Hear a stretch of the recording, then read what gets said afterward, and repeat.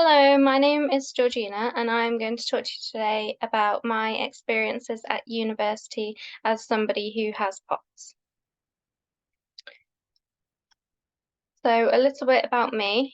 I'm diagnosed with PoTS as well as hypermobile Ehlers-Danlos syndrome and mast cell activation syndrome. So, we've got a lovely trifecta going on. I was diagnosed with hypermobile Ehlers-Danlos first.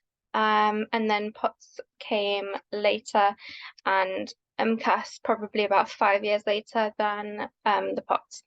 I first was diagnosed with EDS as I grew up dancing, and I started experiencing a lot of pain in my feet, particularly when I was just walking around, going about my daily life. And I ended up being referred to a physio at the Royal Ballet who noticed something a bit strange, and referred me to somebody at Great Ormond Street where I was diagnosed with EDS. PoTS came probably 2 years later. I had a reaction to a vaccine that I never really recovered from. Started experiencing symptoms like lightheadedness, fatigue, just had no energy, palpitations, and was then diagnosed by a PoTS specialist in London on a tilt table test. And that same PoTS doctor noticed some symptoms of mast cell activation syndrome in me, probably about 5 years later, and referred me on to be diagnosed with that as well. I'm a current part-time nutrition student doing my master's, and I take that online.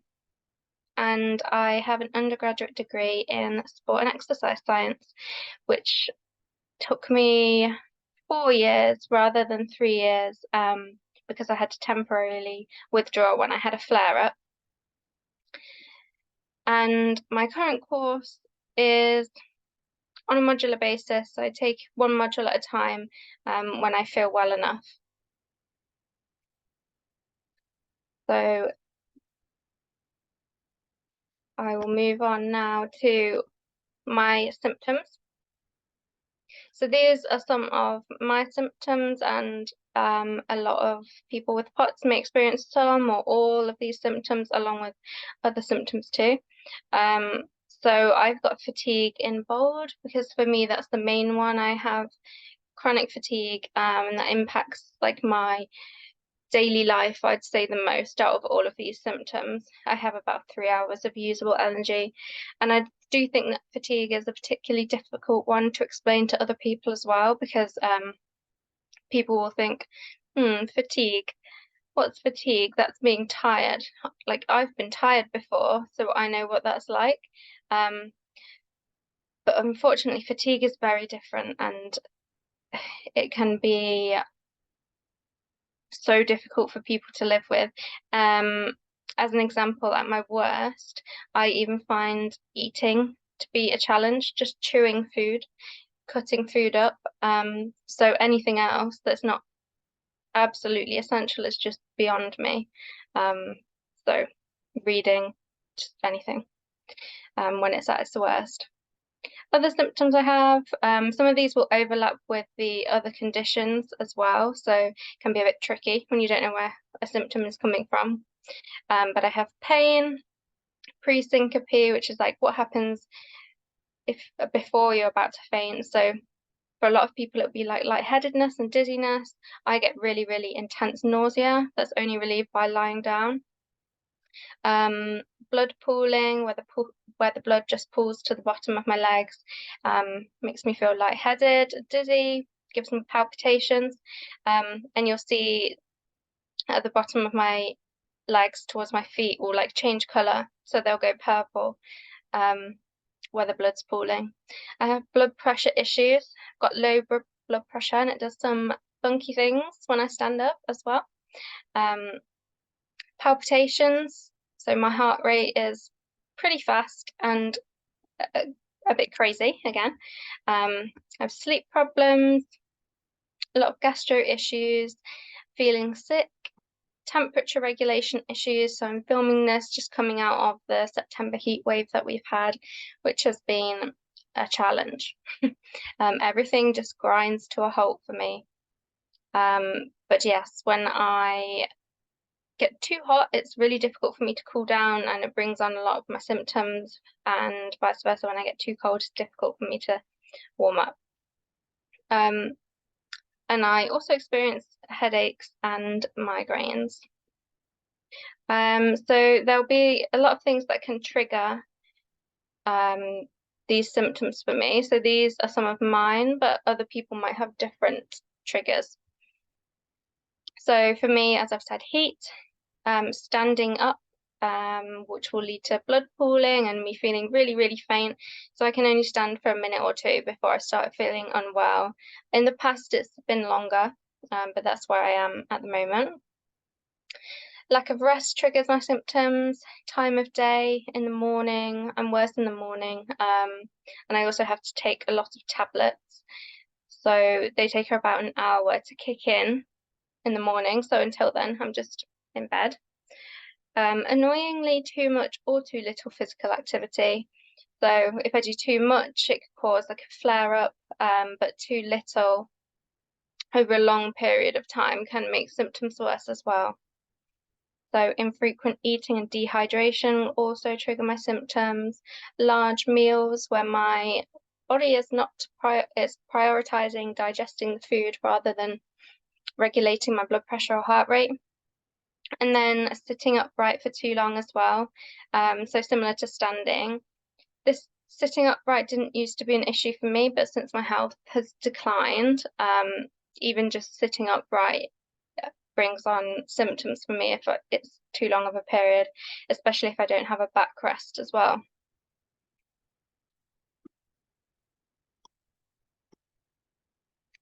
So there's a lot of things that we can do to try and mitigate these symptoms, which means there's a lot of things that people with chronic illness like PoTS have to consider. So the things here in the green are what I personally think of as like non-negotiable things that I have to do daily in my daily life to keep me ticking along. So taking my medication, do my physiotherapy, more exercise, having a daily rest, and also integrating this to like be a preventative rest and post-activity. So if you have a big event coming up, say you're going to a concert, going to a wedding, something like that, I personally would have to rest before that, just in case I don't want to trigger a flare-up. So I need to have enough energy, need to have like scooped up enough energy by resting to be able to attend the event, and then I will be more like forced to rest after the event because it's likely it'll make me more unwell. Usually just a day, a day to 1 day to 4 days for me might be different for everybody else. Might just be a few hours for somebody, might be a week for somebody else. And then dietary and fluid intake as well, making sure I'm getting nutritious meals, which is easier said than done when you have very limited energy. Making sure I'm getting good salt intake and fluid intake as well. And the medication can be quite a burden. For example, I have to take around 30 tablets a day.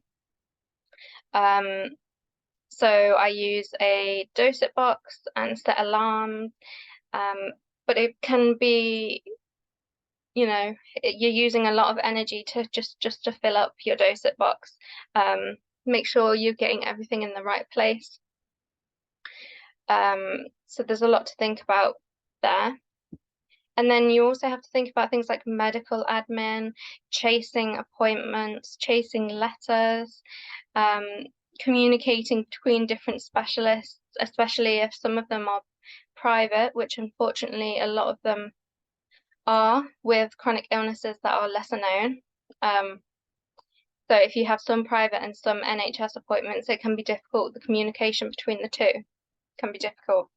And then you've got attending those appointments and then accessing support, whether it's appointments or accessing things like PIP or disabled students allowance. All of those processes can be quite lengthy and time consuming.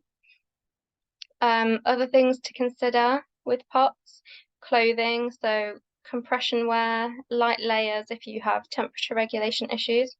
Compression wear is can be really helpful for some people. I find it particularly helpful on flights. I can't get on a flight without my compression tights. But the problem is that if you get medical grade compression wear, which you will need for PoTS really, it's very compressive. And so on my worst days, when I could probably benefit from wearing it the most, I just can't get it on because I don't have the energy. It's too difficult. It's like a mini workout. But day to day, that compression wear can be really helpful. And then we've got aids and equipment. So there's lots of things that can be helpful and maybe necessary for some people. So like heart rate and blood pressure monitors, wheelchairs and mobility aids, aids for around the house. And I've got a circulation machine as well called Revitive that my specialist physio recommended to me. So it's like a circulation booster where you put your feet on, and I think it's like electrical impulses that make your feet sort of move, and it will stop the blood from pooling at the bottom of your legs. So I sometimes use that in online lectures when I'm listening to that, and we'll just have my feet on the Revitive. Yeah, wheelchairs as well. So I'm a part-time wheelchair user, and I have a manual and an electric wheelchair. So the manual one's great for if I'm feeling really, really unwell and I cannot even consider navigating around somewhere in my electric wheelchair. Someone can push me in my manual wheelchair. I can't self-propel because I don't have the energy. So for those other days where I will need a wheelchair, but I'm feeling, I'm okay. I'm not so bad that I can't navigate around. I'll use my electric chair. And then you have a lot of things to consider with travel as well. So just which types of travel are accessible, wheelchair accessible. With buses for university, they'll often only have one wheelchair space, so if that's full, you're then forced to wait for the next one. And if that's not possible because you're not feeling well, you may have to get a taxi, so it can be quite costly. And then other things at university to consider is when to disclose or if to disclose and how much to disclose your medical information to friends can be quite tricky. Suitable accommodation, making sure you're in the right accommodation for all your needs. And then just living with uncertainty. Never knowing how you're going to feel when you wake up is quite anxiety provoking. And it can be quite a challenge just to not get in a mindset of I'm scared, I don't know how I'm going to feel, I don't want to make any plans in case I'm not feeling well. So understanding a bit more about PoTS. So every day is different, as I've said. You don't know how you're going to feel when you wake up. Some days I might wake up and have all of those symptoms that I mentioned, and they might feel really severe. And then the next day I might just have a handful, and they're more they're easier to get by with. It's also different for everybody who has PoTS, so not everybody will have all the symptoms that I mentioned. They might have some different symptoms as well. They might just have a handful, and the severity will be different for everybody as well. So in the past, I've been more healthy than I am now, but still with PoTS. When I was at university in my undergraduate degree, I'd say I probably had around 6 or 7 hours of energy that I could use a day, whereas now I have about 3. And that may change again in the future and changes every day as well, slightly. And then just because we did something yesterday, it doesn't mean we can do the same thing today, because we might have been forced to rest after that by our bodies. It might have been too much if you see us out and about and like at a concert or something, but then we'll be in bed for the next 4 days, so we can't just do everything that you've seen us do the day before. And going hand in hand with that, you'll usually only see us on the good days, which can be difficult for some people to understand. When you see us out and about, we look like a normal, healthy young person.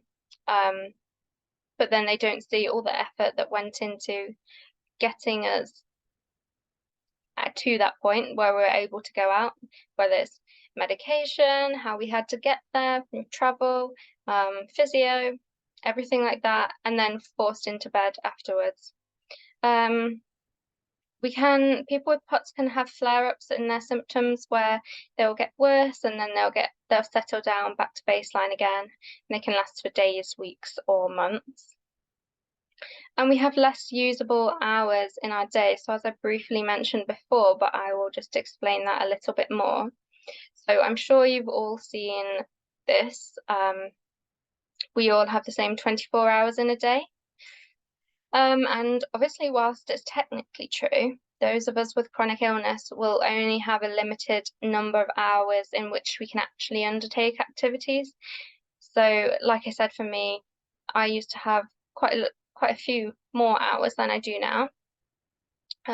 When I was at university the first time, 6 or 7 hours, and now I have about 3. So the term usable hours is just a way of explaining how chronic illness affects our ability to do things. So here I've got some common symptoms of PoTS and how they might affect somebody at university who has PoTS. So we've got the pre-syncope and the syncope, so the fainting and what happens before the fainting, lightheadedness and dizziness, and blood pooling. And the effects that this might have at university are the student might need a more supportive chair or backrest. They might need a footrest. They might benefit from using a circulation machine, as I've mentioned. They might need to move around more, change positions, sit down. They might need to use mobility aids part-time or full-time, and they may not be able to stand for presentations either. So we've got some potential adjustments that could help with this. So allowing a student to get up and move around during and between lectures. This was helpful for me in my first uni, where I had 3 hours of lectures back to back in the same lecture theatre. Just getting up and moving around, being able to do that in between lectures was really helpful to stop the blood pooling and the subsequent symptoms that come with that. Ensuring sufficient and adequate seating in lecture seminars and during presentations and in reception areas as well. So during presentations can be really helpful. At my last uni, I had lab stools, and as well when it was a group presentation, it was great to be able to have all of the students in my group be sat down with me, so I didn't feel like the odd one out. Same thing will go for like lab practicals as well, making sure all students have the same seating so they don't feel like the odd one out. And then obviously ensuring lecture halls and seminar rooms are accessible by wheelchair if needed, even if it's the student's only a part-time wheelchair user. So we've got some more symptoms here. Fatigue, which is a common one. So that may mean that students will take longer to complete assignments because of having less usable hours in their day. They may be absent from lectures or seminars. Brain fog is a common symptom in PoTS.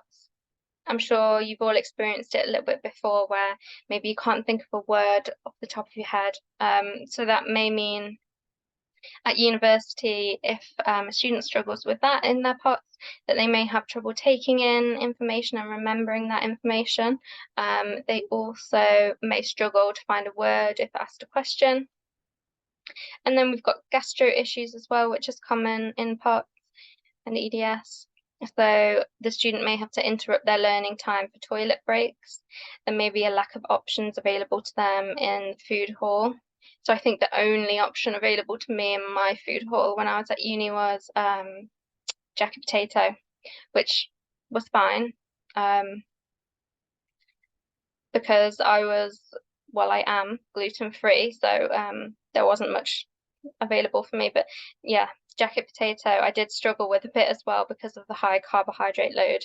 A lot of POTS patients can struggle with really a lot of carbohydrates in one meal. But that was the only option available to me. And then potential adjustments for those symptoms and the effects that they have at university. So having deadline extensions without needing to provide new evidence each time. At my last uni, this was really great. It worked really well. I could just email my lecturer and tell them what was going on, and we'd agree a new deadline for me. My current university is not good. Having to go through a formal application process each time, sometimes having to get new evidence from a GP, and even I've had to even pay for some of this before as well for a GP to write a letter. So it's even can be quite costly for a university student. Having the lectures recorded and the slides available online as early as possible, which was this hugely beneficial for me. Having lockers or somewhere to leave bags is really helpful. We didn't have lockers at my last uni, but my personal tutor let me leave my bags in his office whenever I needed to, which was great. And then lecture halls, seminar rooms, and exam rooms may need to be close to a toilet if the student has gastro issues.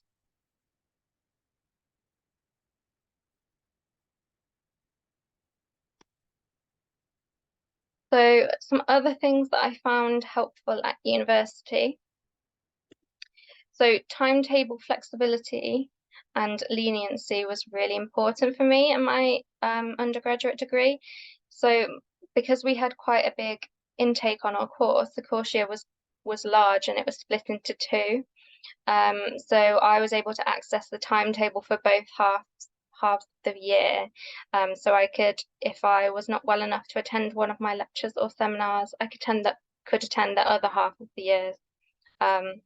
And same thing with seminars. I think there's about 6 groups, and I could see the times for each of the groups. So if I wasn't well enough to go to my seminar at one point, I could just pick another group. That was really helpful.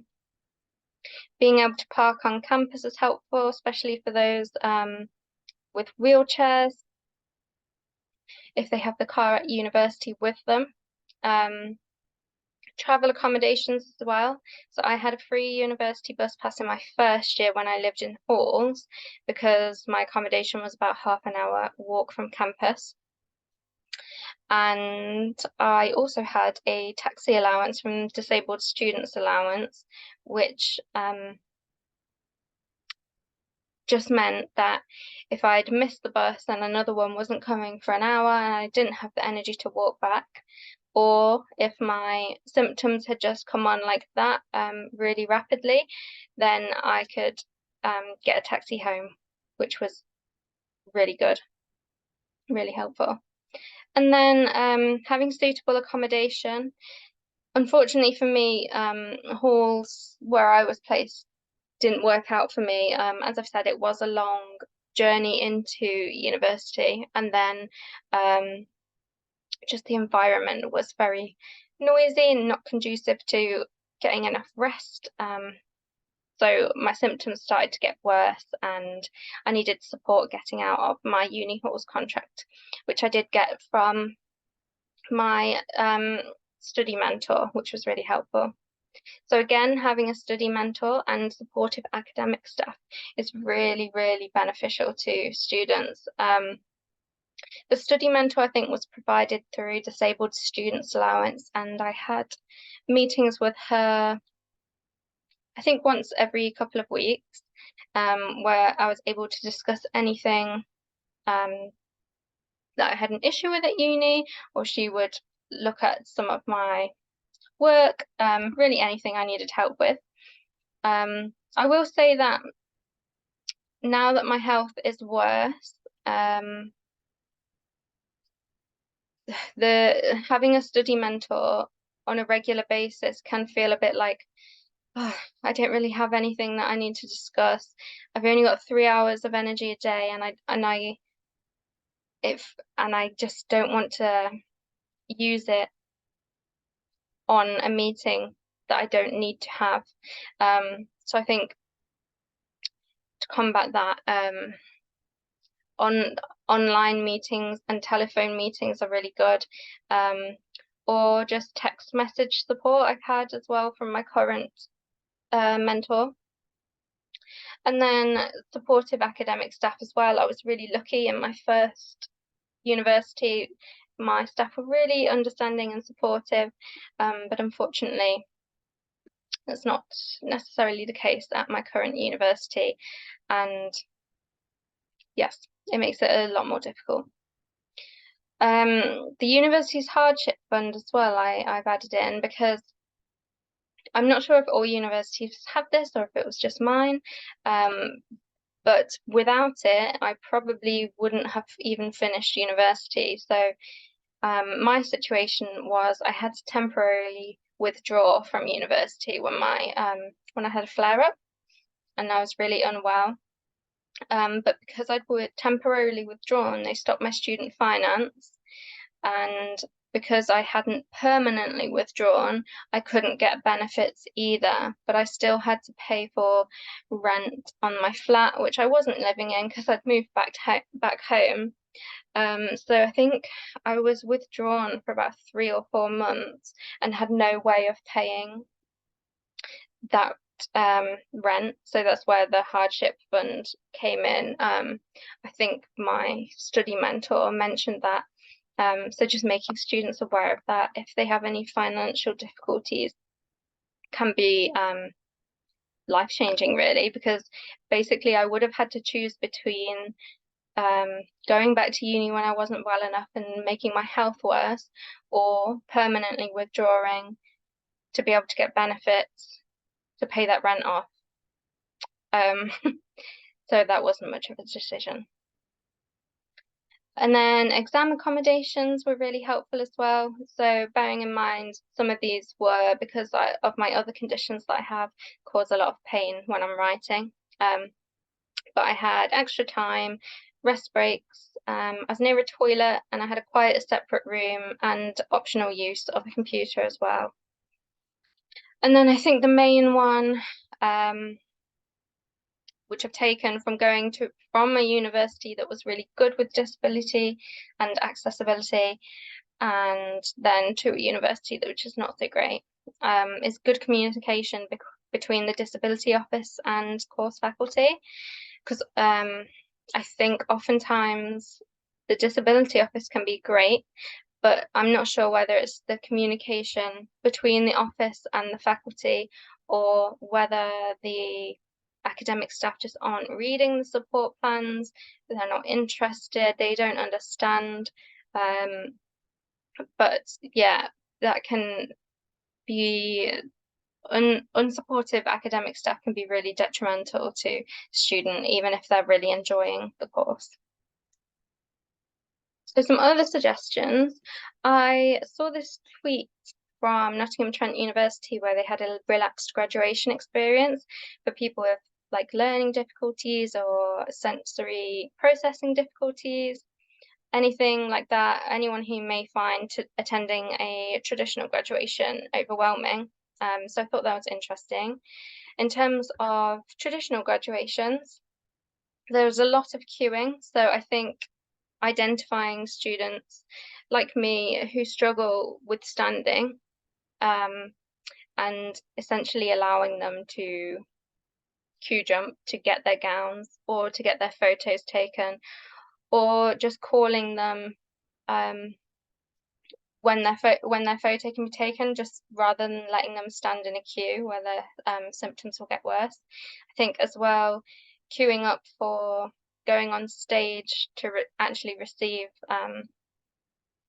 your degree certificate can be difficult. So it would be a good idea to have a chair at the front of the queue that student might be able to just sit on if they want to, whilst they wait, rather than having to queue whilst they wait for the name to be called.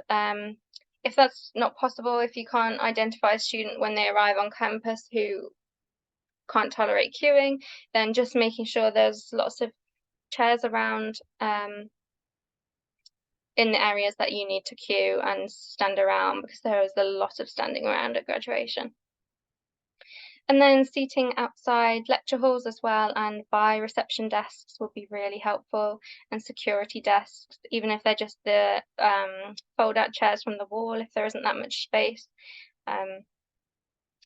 Then radar keys. So my university, the disabled toilets were accessed by radar keys, but back then, when I was healthier, I didn't even know what a radar key was, to be honest. I'd never heard of them. I didn't know where you could get them. So I couldn't access any of the disabled toilets. So I think just making students aware about radar keys, if your university uses them, how to get them, whether you can provide them. And then another thought I had was at my university, it was a campus-based university. And it did have very limited parking. And back then, I have a disabled blue badge now, but back then I didn't. And it can be very, very difficult for people to get disabled parking badges anyway, even if they need one, even if they have use a wheelchair sometimes. So I think it would be, I just had an idea of making if you're a campus-based university, having your own blue badge system. I'm not sure how that would work. It was just an idea. If you could give out parking passes to disabled students that would need easier access to buildings. Yeah, that would have been really helpful for me. And then I've got what is not helpful at university. So a lot of this is coming from my current experience. Got being passed around a lot from person to person. I think I was passed between 5 different people, having to explain myself and my situation over and over again. It's just so time consuming and draining when we already have such limited energy a lot of the time. Having to obtain lots of medical evidence throughout, as I've said, can be exhausting and costly, and also for a lot of patients who've experienced like medical gaslighting, been told that their illness is all in their head, it can be quite daunting going to a doctor anyway and then asking for more evidence. Can be quite anxiety inducing. Not having equal access to lectures or seminars, being made to feel like a burden for needing adjustments, not being allowed deadline extensions. So I've got a situation at my current uni whereby the rest of the students have been doing face-to-face teaching. They went in for 3 days of teaching, 9 to 5, and I was told that I could do this online. I then didn't get access to the recordings until a week later. And then bearing in mind, I look at those recordings 9 to 5 every day because I just don't have that energy. So it takes me another week to then go over 3 days of learning, by which time I've used up 2 weeks of the 8-week deadline that we've had through no fault of my own.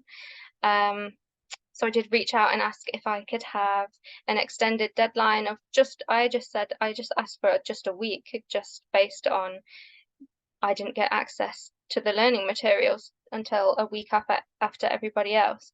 But I was denied that right, I guess. And yeah, had to have a lot of meetings with a lot of different people trying to sort it out. It wasn't sorted out, and I was told by my course leader that she said, well, we set the deadlines as quite a long time, like 8 weeks is quite a long time, because other students on the course, most of them have full-time jobs or other things that they're doing, so they probably don't have the full 8 weeks either. I just thought, it's just not the point. It's like, it's very difficult trying to explain something to someone. It's just like banging my head against a brick wall in that situation. I didn't feel like I was being understood at all. So all of these things can contribute to, well, just having a difficult time at university. And even if the student's really enjoying the course, the lack of accessibility, the lack of adjustments can be so harmful to their studies and to their mental health, that it can make a student not want to be at that university anymore, not want to continue with their studies, even though they're enjoying the course, they're doing well on the course. So yeah, that's just accessibility and adjustments is just so important for those reasons. And then equality rather than equity. So I'm sure that you've probably seen this little drawing before. It's really helpful in helping understand what we mean, but I've given an example what this might look like at university. So equality at university might look like giving all students access to the online learning materials at the same time, whereas equity might look like allowing earlier access to online learning materials due to the disabled student having less usable hours. So let's say you give all students access to the same material 1 week prior to the lecture, which in theory is great, that's equality. However, for someone with less usable hours,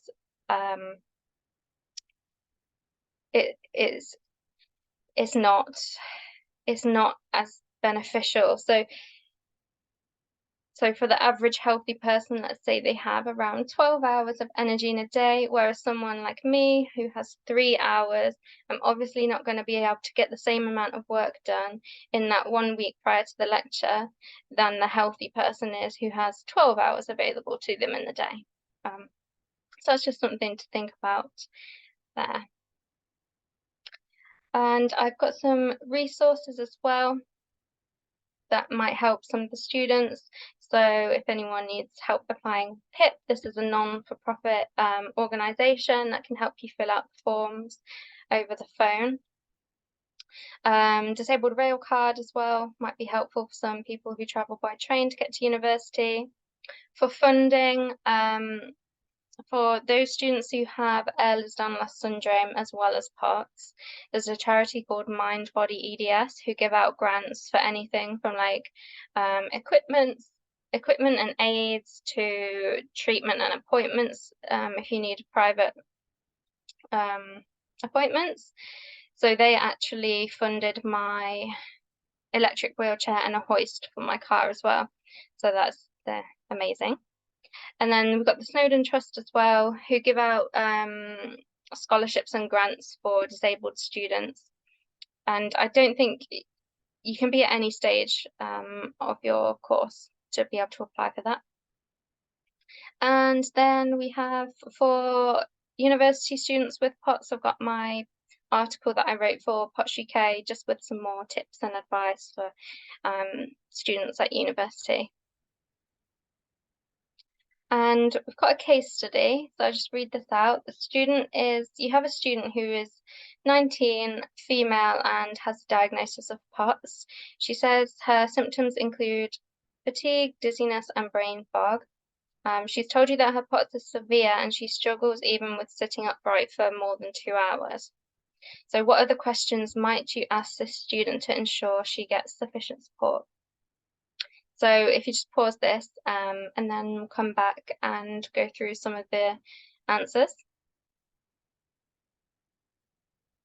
Okay, so you could ask whether she has, if it's helpful for her to sit with her legs up, whether she can sit on a normal chair on a chair without a back support, like a lab chair, whether she's a science student, whether getting up and moving around in between lectures would be helpful, or in lectures even, or in seminars, whether it'd help taking some lectures at home, online, questions about accommodation,